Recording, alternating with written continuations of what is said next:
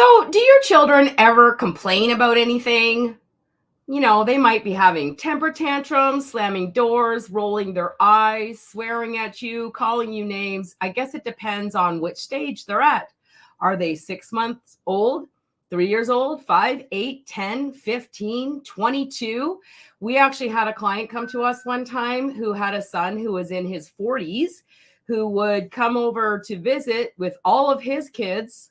Yeah, this is super inspiring, moms and dads, because the kids don't ever go away. They multiply and come back home. So how important is it to you to get this right the first time? All right. So the dad would show up with all these kids and then wear his shoes through the house. And the mom was like, hey, can you take off your shoes? And he'd be like, that's why you have vinyl floor. So we don't have to take off our shoes. You can just wash the floor. How nice was that? Okay. So it depends on how old your kids are, what the complaint is going to be. But tonight we're going to talk about the formula, how to decode a complaint, how to prevent meltdowns and complaints with this understanding, and have you in the driver's seat knowing exactly what a complaint is. For those of you who are just joining us, maybe getting to know Bonnie and Tom, that's who we are, Bonnie and Thomas Leota. Yes, the founders of Creating Champions for Life. We bring more than 60 years of combined experience in the realm of personal development and leadership. And what that means to you is if we've been taking our kids to the doctor, to therapy, to the teachers, the pediatrician, looking for answers, and you're still stuck in a place of chaotic, I want to say hell, it's chaotic hell. That's really the truth of where parents are. It's because the system will try to fix the kid from the outside in. And when you have personal development and leadership skills, we're going to help you help your child authentically from the inside out, which is going to bring you lifelong change and not something that is just immediate gratification. I liked your first question, like you asked at the beginning. For those who just jumped in, might not have heard it, but it was like, do your kids ever complain? And the first thing I registered in my head was like, how about every second, minute, hour of the day, there seems to be a complaining, open like a 7-Eleven, 24 hours a day, 7 days a week. Yeah, it was kind of like a little rhetorical question because the thing is that your kids are going to complain. They're always going to complain, and they're always going to do things that you don't like. I know, isn't that inspiring? Didn't we all choose to have kids? It's a really simple reason, though. It's because they're kids. They're born with a blank canvas. If you look at this paper right here, it has nothing on it. Which means when your child was born, yes, they were born with a personality, and yes, they were born with the ability to cry. But other than that, this is what they know about the world. They don't know what it means to use manners or sit straight up in a chair or put their laundry away or make their bed or anything else that we might be asking them to do. And this is why, as the big kid trusted advisor in the relationship, which is you, we need to learn how to relate with our children, how to inspire them to take action, how to motivate them, and how to make this blank canvas full of ideas of how the world does work. Okay, so to pre-frame, before I send it over to Tom, we get into the meat and potatoes. The more you interact with us through the comments, the more you're actually going to get out of this training, because we feed off of your energy. If you don't communicate with us, ask us questions, comment, let us know where you are, then it's kind of like getting on a bike and not being able to pedal. You just get on the bike and the bike just falls over. And that's where we're at. You're going to help us pedal the bike so that we can course correct where your understanding is when it comes to raising healthy, happy, cooperative children. So thank you to Angela, Rhiannon, Melissa for commenting already. We have a few hellos and glad to be here, but you'd have to go to streamyard.com/Facebook and enter or create an account, I guess, for Facebook to recognize your name. So for now, you'll be Facebook user. So Tom, what is a complaint?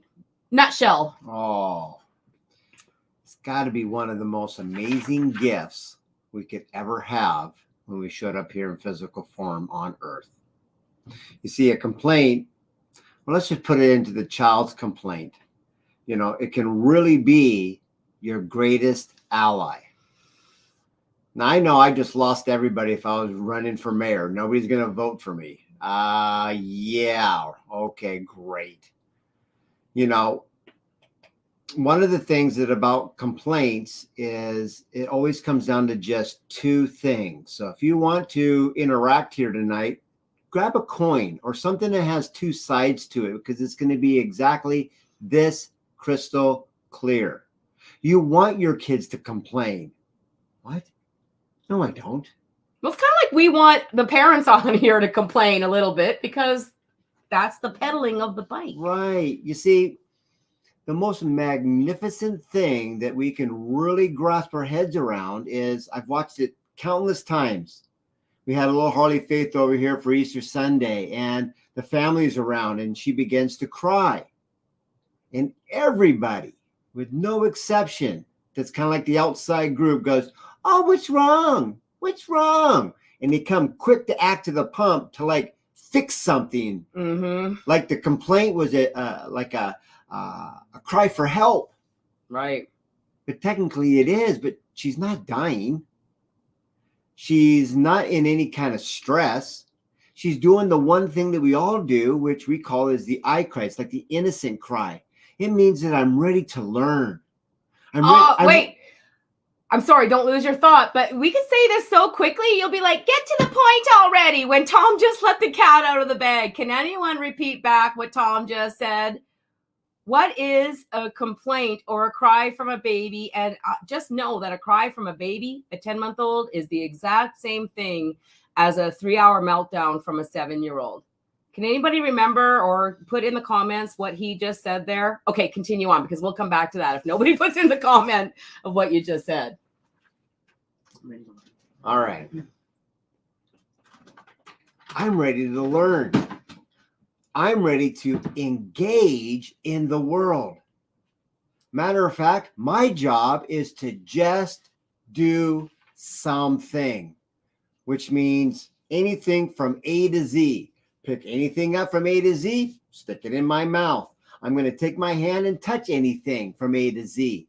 I am supposed to be just doing something, and you're going to recognize me, that little genius offspring of like, look how they play the game called monkey see, monkey do. Look how they're actually beginning to just do something, and someone's ready to be guided with that behavior, versus the traditional approach right now is punish that behavior. Okay, and I love this so much because a couple of you did put answers in the comments. So thank you, Jessica. It's an opportunity to teach them. Now, it is an opportunity to teach them, but I want to go back to the basics of what Tom actually said. Now, what we're talking about in the Harmonious Principles group are principles. These are time-tested scriptural principles that's in every single personal development success book out there. What Tom said, and I would write this on a cue card, my child's complaint is telling me that they are ready to learn. Oh my God, this is so powerful. Because the picture that I'm seeing is like, you walk into the kitchen and your 3-year-old is taking a bag of flour and it's all over the floor. Woohoo! This is a good sign if you've been trained to see it. Right, because we would come in and go, what would our original reaction be like? Oh my God, this is so cool. Look at our babies taking their first step. Now, come on now. Don't be giving us any of this PG-13 comments. Let it fly. Say what's real. Let it fly. What's going on in your mind? You walk into the kitchen or your 7-year-old has spilled a whole thing of juice all over the floor. When you can change your perception, you're the big kid trusted advisor. Like, who's the older one? Who decided to have children? Right? Like, who's the leader of the environment in the home? And so who is it that actually needs to change their lenses from, do it, Tom, do the reframe. Okay. Get your little toy gun out. Do it. Follow along. Right? Then make the other one. Finger to thumb. Put it right there and do your little movie scene. Look right through the box. And look right at that little genius offspring. Or little spiritual harmony integrating totally. Whatever way you like to call it, it doesn't change the fact There's a little genius embracing her own uniqueness. And that's what you say when you look through it. I see a little genius who's just embracing their own uniqueness. And it is I who must practice self-control. Because here's the thing. We all want our kids to be perfect. We want them to just do what we tell them to do. We want them to comply, to obey, to go to bed on time without trouble. We want them to go to school on time. Like, can you see how it's just like so unrealistic? When we walk into a situation, we see something we don't like, we get angry, we discipline them with some sort of lecture, takeaway, timeout, something that is not working. Actually, something that we talked about last week is the cause of oppositional defiant disorder. Now let's test this. Let's go with the non-believers here. Remember, we walk in and you see something that you like or don't like. The flowers all over the floor in the kitchen. We had a client many, many years ago that he showed me a video of the pantry. And literally, if not one, but every single item that was in that pantry was opened up and on the floor. And he's just like, I wanted to wring his neck. I wanted to shove his head through the wall. I wanted to put my foot so far up that I would lose my shoe. That's the PG version. We all been there. But I asked him, can I ask you a question there, big chief? I bet you like to cook. Well, yes, I'm a sous chef. Whatever. And he just listed off a whole bunch of things he's been doing his whole life. What if that little genius of yours, at the time was like 3, 4, or 5, he's mimicking you. He sees you doing something that's so magically amazing, and then he was going to monkey see, monkey do, and was promised that you would see him going, who's ready to start to learn to make edible food? And we've been trained never to see it. So you see something you don't like, and you come in guns a-blazing, going, can't, don't, won't, whatever moral ethics or safety that you back it up with, it doesn't matter. When does negative plus negative ever equal positive ever? Right. And so I want to say, Ina, like we're all guilty of this. All right. So the reason that I talk so passionately sometimes to you all about this whole parenting thing is because I was also caught in the trap of authoritative control, authoritative parenting, positive parenting. And it wasn't working for me. And I was just like most of you, like, at the end of the day, love my kids so much, work so hard to give them a good life, and end up in the fetal position in the bathroom with the door locked, crying because my kids were like overtaking my house. And Angela, yes, everything that we teach is principle based. So no matter where you come in, how dark your road is right now, there is hope for you. And no matter how old your child is. So we just gave an example of a toddler throwing flour on the floor. But I want to give a few more examples because at 11 to 14, your child might try smoking or sneaking out of the house. At 15, they might steal cars. They might try drinking alcohol. At the age of 7, 8, or 9, they might steal money from your wallet or do something along those lines, or just refuse to do their homework or whatever else, right? Like, lie to you about, I cleaned my room before they leave the house and they didn't clean their room. So all of these things are going to happen, and we need to actually expect these things to happen, because we've already shared with you a child that is starting to smoke cigarettes or drink alcohol or steal from your wallet is telling you a message. They're saying, I'm ready to learn how to make money. I'm ready to learn how to be a big kid, and I'm counting on you to be my big kid trusted advisor. Because if we're going to follow our kids around every day, all day, and correct them with some sort of discipline every time they do something inappropriate, we're going to be following that kid around all day going, no, we don't do that. No, we don't do that. No, that's wrong. That's bad. Oh, why don't you just listen to me? And it's very frustrating for the kid, because if we were following you around, correcting your behavior in every second you did something that we don't like. Stop dictating. Number one, how would you feel about that person? Stop bribing. How would you feel about yourself? Stop overcompensating. Gets a little annoying. Theirs are yeah, stop bribing, stop dictating, stop overcompensating. Just stop doing that. You're like, well, what else do we do? Okay, we're talking about that tonight. I'm so glad you asked. So there's 2 reasons why a child will throw a complaint, like throwing his desk across the classroom. That's right. Like my kid did. What are they? That's right. Well, remember our coin, heads or tails? What if it could be as absolutely crystal clear as I have no neural pathway. I don't know how to actually do it. We call that missing education. We call that a missing life skill. We're not born like a spider to know how to do things. Everything that we know as humans in the animal kingdom are all taught except for our I don't know cry. I don't know how. Which means somebody has to show me, not teach me, not tell me, but use the ancient secret way of delivering that information called monkey see. Yeah, I already got it. That's right. Monkey do. Because nobody was talked into walking. Nobody was talked into how to drive a car. There is a process that takes time. And it's monkey see, monkey do. So they either don't know how. It's the education. Label that as one side of your Let's coin. stay there for a minute. Let's stay with the I don't know how.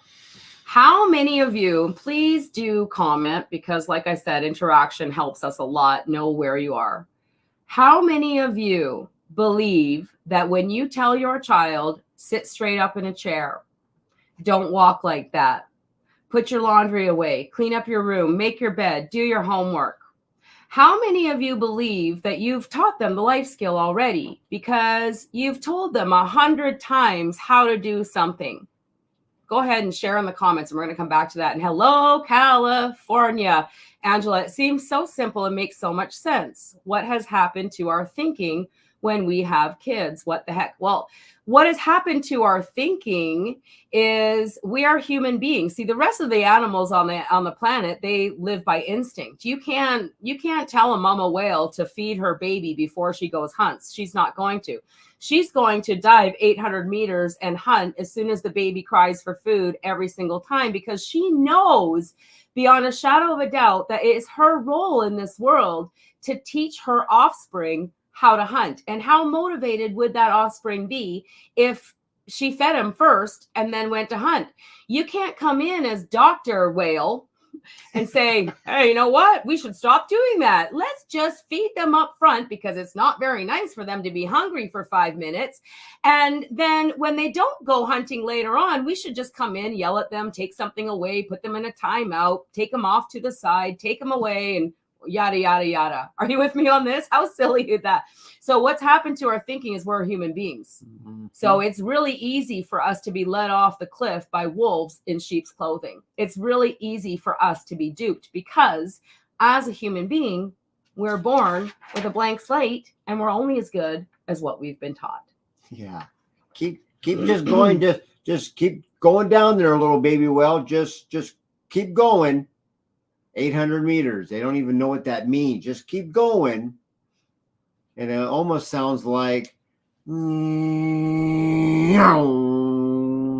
just goes right over their head, and they miss it no matter how many times you pass by. But do we have to prove that to you? You've already proven it to yourself. Type in yes. I am a firm believer. I could tell them 10 million times, and they just won't listen to me. They just won't listen to you because they've never been taught. And you think they've been taught. So look at the comments, right? So Rhiannon knows. Welcome, Rhiannon from Australia. Dictating doesn't help. Melissa says, I used to think that the more I said it, the more it would sink in, right? So we think, and we've been taught to lecture our children and to get down on their eye level and explain to them why what they did was wrong or how to do what you're asking them to do. So it's not anybody's fault. Facebook user, learn by seeing. I want to guess Julie. I'm not sure though. Okay. Rachel says dictating kills your child's motivation. Okay. Well, you can tell we've got some clients in here. Right. Same. I've told you 100 times already. Exactly. Yes. Mine will not sit at a dinner table. Okay. We've got this down pat. And where's Ina? Oh, maybe I should turn my phone off. I'm sorry. Okay. Anyway, we get the idea. Looking at these comments here. Yeah. Wouldn't it be just, let's just play the devil's advocate here.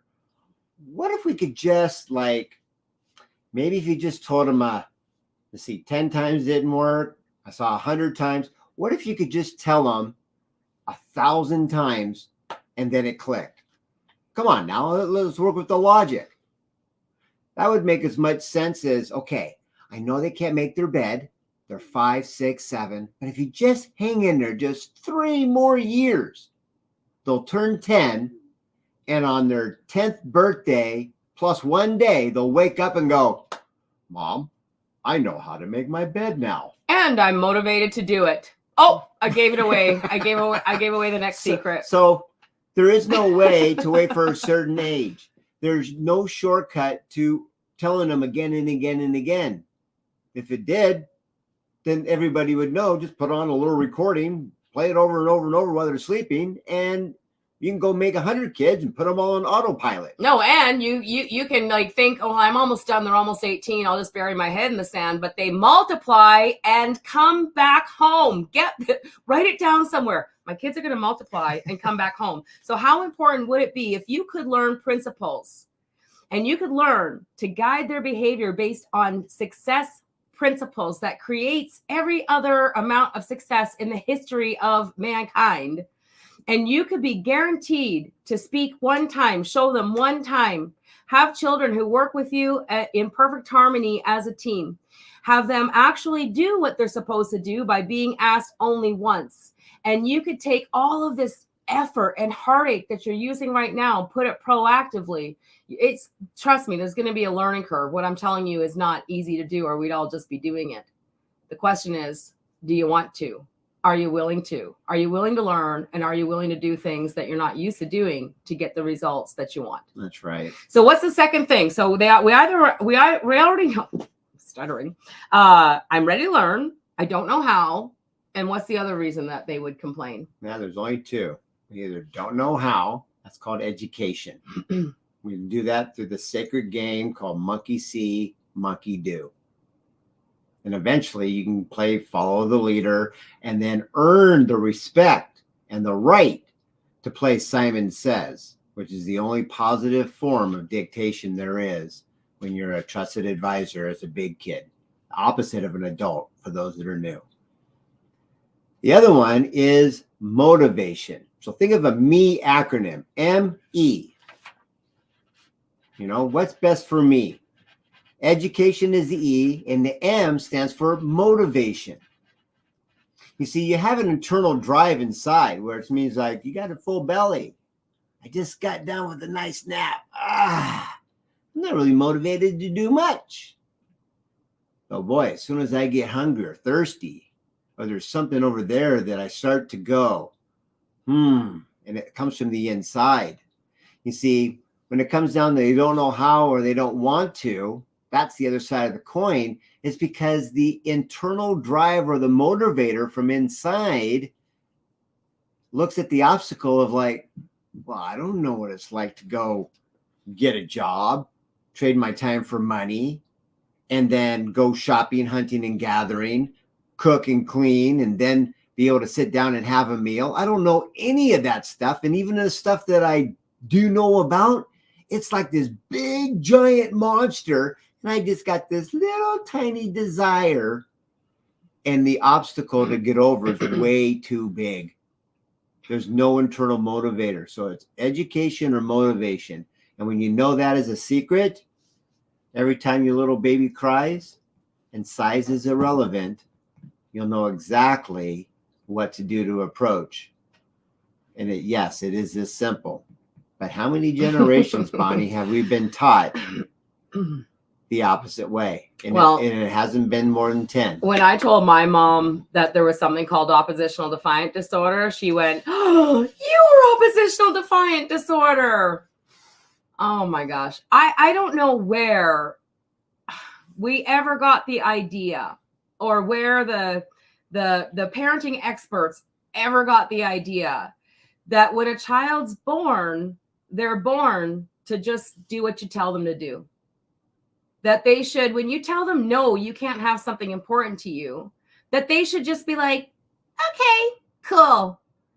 That they should get up in the morning, get dressed, eat their breakfast, put everything away, get out the door on time, go sit in a classroom for 8 hours all day, come home, do their homework, do their chores with nothing in it for them.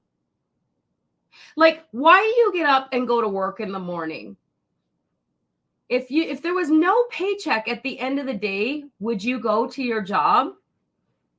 Do you know what I mean? Like, if there was no reward in reading a book, would you read the book? If your husband came along, Ina, if your husband came along and goes, you have to read this book and you have to do it in the next 2 days or else I'm going to take your car away. Tell me what you would do. Would you be like, okay, honey. Tell him he's number one. Sign language. All right.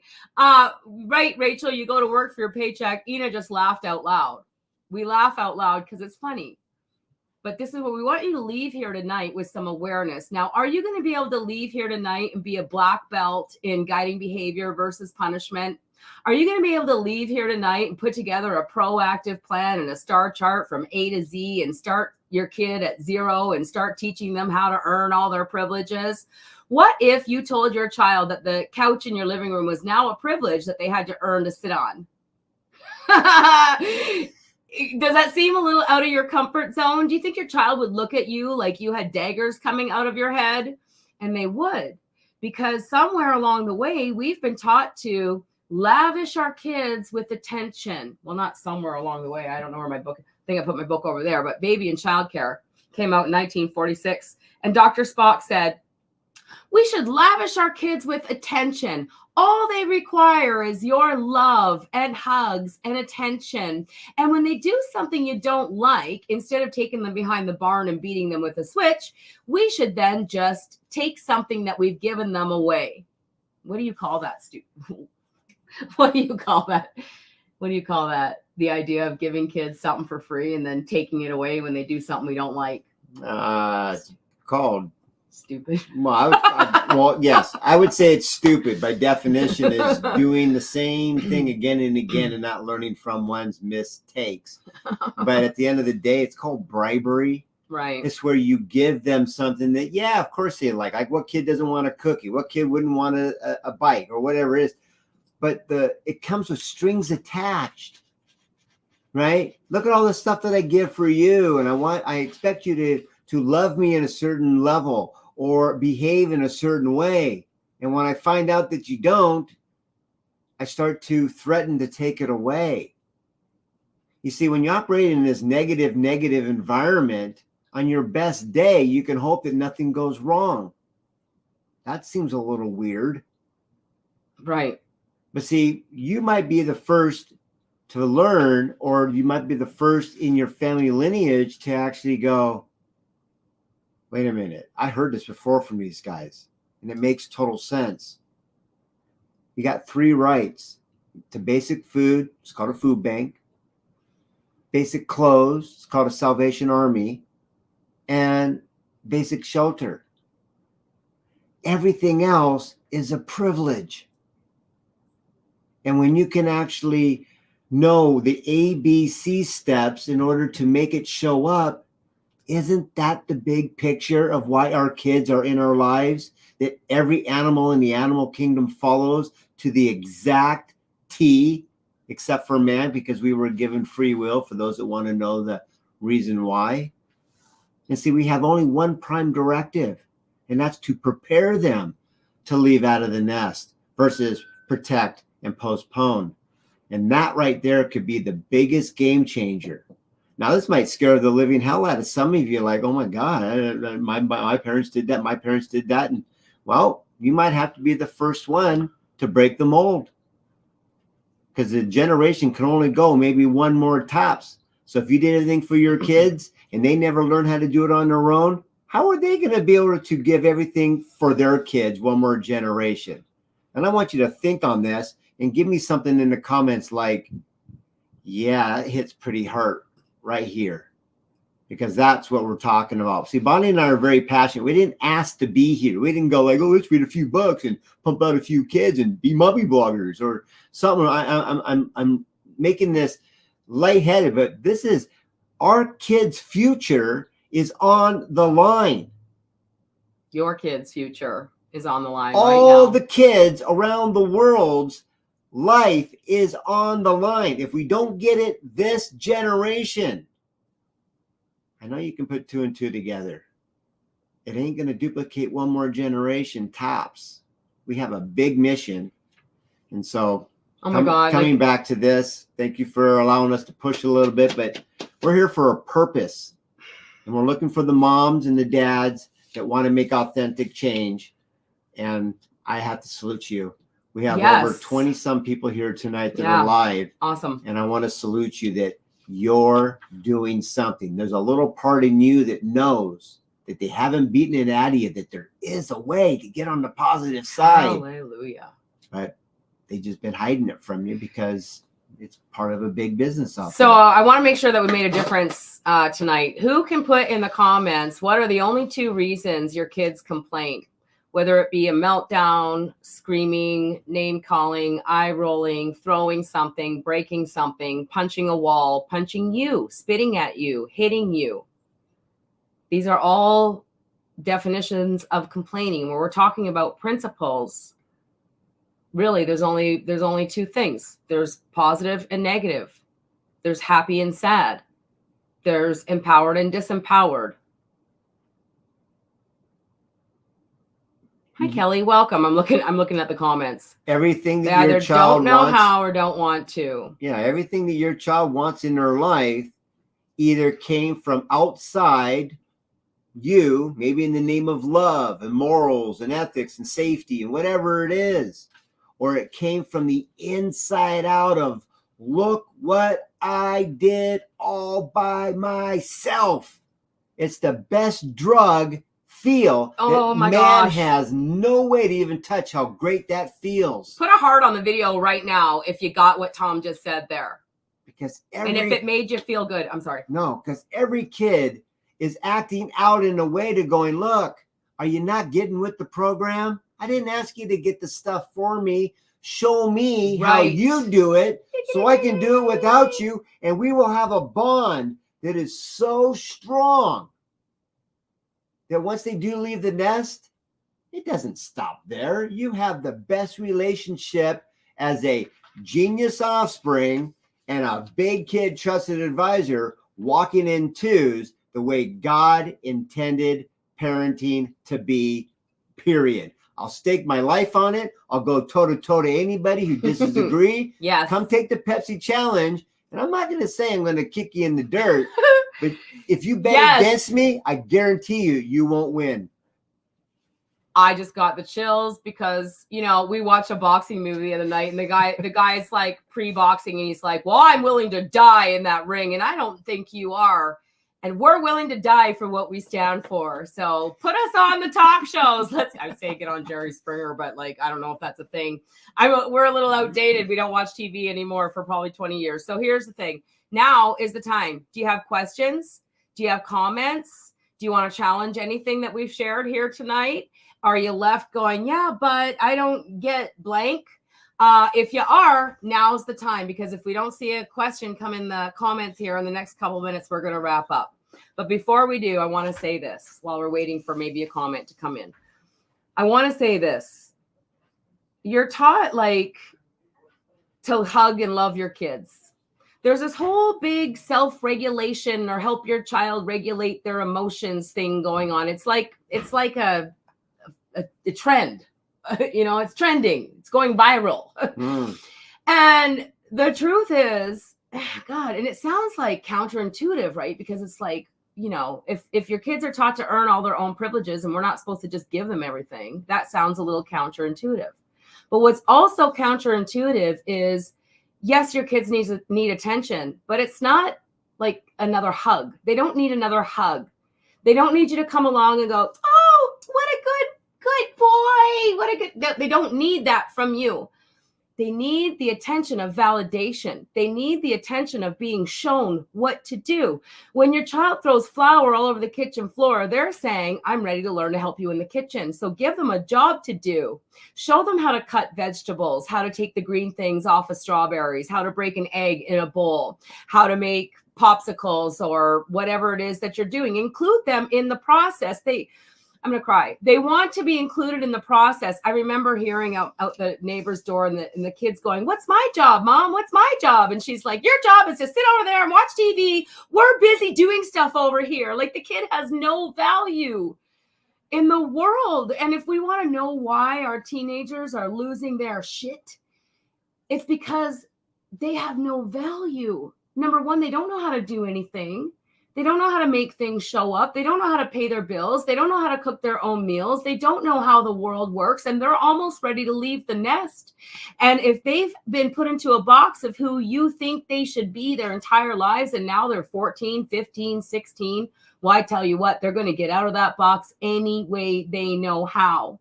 And right now, in 2018, teenage suicide was the #1 cause of death of our teenagers. Now, none of us think we're ever going to get there, but people get there. Today, in 2024, the #1 cause of death for our teenagers is fentanyl. It's drug overdose. The #2 cause is suicide. And beyond that, there's gangs. There's like, oh my God, like, you don't want to know what's around the corner for these ODD kids' future if we don't get what we're talking about here tonight together handled. If you've got yourself an ODD label kid, say thank you, God, for giving me the most amazing kid that will not bend his knee to compliance. All that's missing now is transferring missing life skills. Yes, we've got a 1-year program. We've got a 90-day intensive, things of that nature. If you could visualize it as you got a big list, right? From here to here. Let's just call it from 0 to 18. And there's a list of life skills that you must know how to do. Cook, clean. The list is just universal. And what if we could break them down into little bite-sized pieces so you could go slow and disrupt this hypnotic curse and create a hypnotic cure we saw with a little 0 to 2 box, and a 2 to 4, and a 5 to 8, and a 9 to 12, and a 13 to 17. And take however long it took to go back to the basics and start off at the beginning. When would now be a good time to let the healing begin? Yeah. Who cares how long it takes? Because at the end of the day, you're family. And we had a moral obligation to train them, but who cares? We were duped. We found out now. It's never too late. If it wasn't for these ODD kids, we'd still be bribing, overcompensating, dictating. We'd be living in Okayville. That's right. These kids are a gift to the future humanity of the world because they're causing so much, like a defibrillator when the heart goes out, right? They're causing so much chaos and so much stress that we, in this generation, you and me, us, are forced to make change. We're forced to rise up. We're forced to step up. We're forced now in a corner. We are forced, motivated to do something different, because the definition of insanity is just running around in the circles, pulling our hair out, wondering what the heck's going wrong, and continuing to do the same thing. So it's time for something different. We are one message away. If you're like, I'm sick of this, I've been listening to you guys for a while, I'm ready to move forward, I always encourage a 15-minute chat with us, because that's the only way that we can actually find out what your goals are and point you in the right direction. We have a scroll going along the bottom of our video right now, because every single one of you should have the Creating Champions for Life app and should be listening to the Raising Healthy, Happy, Cooperative Kids audiobook, because the formula for healing, uniting, and the beginning formula for empowering your family is in that book. And it's like an hour and a half listen. Right. So why not go ahead and do that? Yeah. Okay. So thank you so much for being here. I think really we must have hit the point because nobody's asking any questions. I want to thank Ina, Chelsea, Rachel, Angela, Rhiannon. I think John and Jessica are watching. Eve, thank you so much for watching, for commenting, for being here. All of you for being here live. And every mom and every dad, we're looking straight right at you in the eyes. Thank you for being an oppositionally defiant parent. Thank you for being a misfit, a maverick. You know, the one that kind of conformed, but there's a part of you that we'll never let go. And you are the ones that can save your kids moving forward. It's nobody else out there. Nope. And if you're the only one that is missing some life skills, then lock arms with Bonnie and Thomas and make that lateral move in the animal kingdom, which means that another species can raise you up so you can become that champion for your kids. We're doing it all over the world. We're here to stay until we get to our happy transition day. And we know in our heart of hearts there's going to be enough of you disciples to latch onto this and keep it going, because that's what the kids are all screaming about. We are here. We are here. We are here. So thank you for listening to your kids that there might be something wrong, not with them, but only in our approach, which is something that we can and definitely control. And if you're with me on that, say yes. So we look forward to having you reach out. We can do a quick discovery session, not to find out what's wrong with the kid or what's wrong with you, but to see what the environment can be switched around. And that's the secret. So, Bonnie, until we meet again, here's to our parenting success. Have a great night. Cheers. Have a great night, everybody. Bye.